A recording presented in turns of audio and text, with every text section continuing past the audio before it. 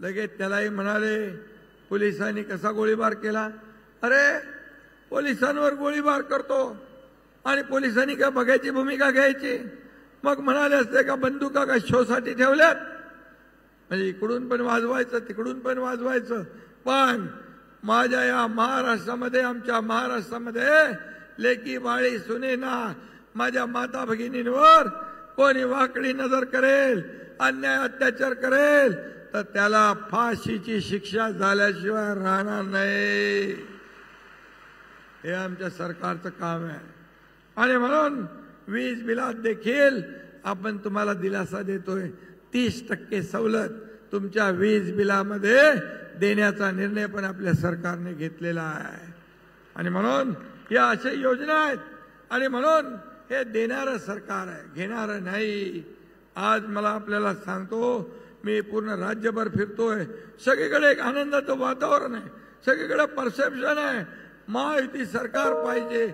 मला सांगा 2.5 वर्षापूर्वी जर या सरकारचा महाविकास आघाडी सरकार, ज्यांनी बाळासाहेबांचे विचार सोडले, ज्यांनी शिवसेना काँग्रेसच्या दावणीला बांधली, भारतीय जनता पार्टीच्या पाठीत खंजीर खुपसला, या महाराष्ट्रातल्या तमाम जनतेशी विश्वासघात केला. 2019ला कुणाबरोबर सरकार स्थापन व्हायला पाहिजे होतं? शिवसेना भाजपचं सरकार व्हायला पाहिजे. पण बाळासाहेबांनी ज्याला विरोध केला, काँग्रेसला विरोध केला, त्या काँग्रेस बरोबर सरकार स्थापन करून त्यांनी स्वतःची खुर्ची, स्वतःचा मोह सांभाळला.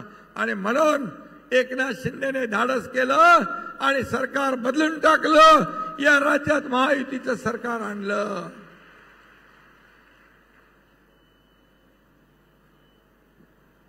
जर मला सांगा सरकार बदललं नसतं तर लाडक्या बहिणींना पैसे मिळाले असते, लाडक्या भावांना योजना मिळाली असती, लाडक्या शेतकऱ्यांचं कर्ज माफ झालं असतं, त्यांचं वीज बिल माफ झालं असतं, वयश्री योजनेत पैसे मिळाले असते, माझ्या मुलींचं उच्च शिक्षण झालं असतं. नसतं झालं. कारण हे अँटी डेव्हलपमेंट विजन. 18-20 घेत आहेत आणि 12,000 रुपये देत आहेत. बरं 24,000 घेत आहेत आणि 12 हे सांगतायत म्हणून मी सांगतो. मला नक्की किती, मी नंतर हे झालं इलेक्शन की मी त्यांना बोलवणार आहे मॅनेजमेंटला, तेवढा आम्हाला अधिकार आहे.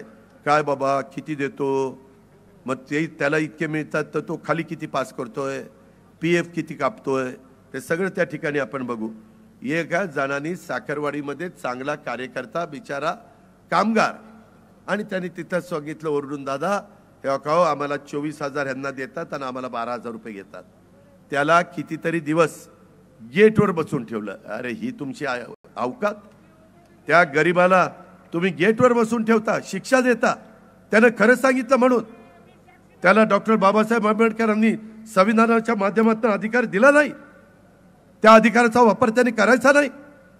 त्याच्यावर अन्याय झाल्यानंतर त्यांनी गपगुमाने अन्याय सहन करायचा. ही कुठली पद्धत?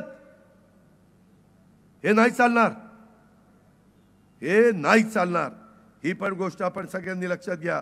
आणि नाईक बोमवाडी MIDC मंजूर झालेली आहे, तिथं चांगले प्रकल्प आणण्याच्या करता आमच्याही ओळखी. आम्ही 5 वेळेला उपमुख्यमंत्री झालोय. वेगवेगळ्या उद्योगपतींच्या ओळखी आहेत. वातावरण उद्योगधंद्यांना पोषक, त्यांना काय लागतं? एक तर पाणी लागतं, दुसरी वीज लागते, इन्फ्रास्ट्रक्चर लागतं, जागा लागते. जागा तुमच्याकडे आहे. पाणी एवढा मोठा कॅनॉल निरा उजवा कालवा इथनं चाललेला आहे. आता इकडं खंडाळा तालुक्यातनं पण धोमगडकवडीचं त्या ठिकाणी पाणी आपल्याकडे येतं आहे ना सगळं. अरे आपल्यानंतर खंडाळा दुष्काळी तालुका काय MIDC झाली, जाऊन बघा. आणि आपण कुठं राहिलोय? कशी बेकारी हटायची, कसं तरुण तरुणींना रोजगार मिळायचा, या गोष्टीचा विचार देखील तुम्ही त्या ठिकाणी केला पाहिजे. अशा प्रकारची माझी आग्रहाची विनंती आहे. आज माझ्या होलार समाजाने आमच्याकरता आर्थिक विकास महामंडळ स्थापन करा असं सांगितलेलं आहे. मी त्याच्यामध्ये स्वतः त्या ठिकाणी लक्ष घालील. सुभेदार महाराजा मल्हारराव होळकर यांच्या जन्मस्थळी आमचं होळ मुरुम येथे पुण्यश्लोक अहिल्यादेवी होळकर यांचं मूळ गाव, सुभेदार मल्हारराव होळकर यांच्या एक स्मारक चांगल्या पद्धतीने करावं.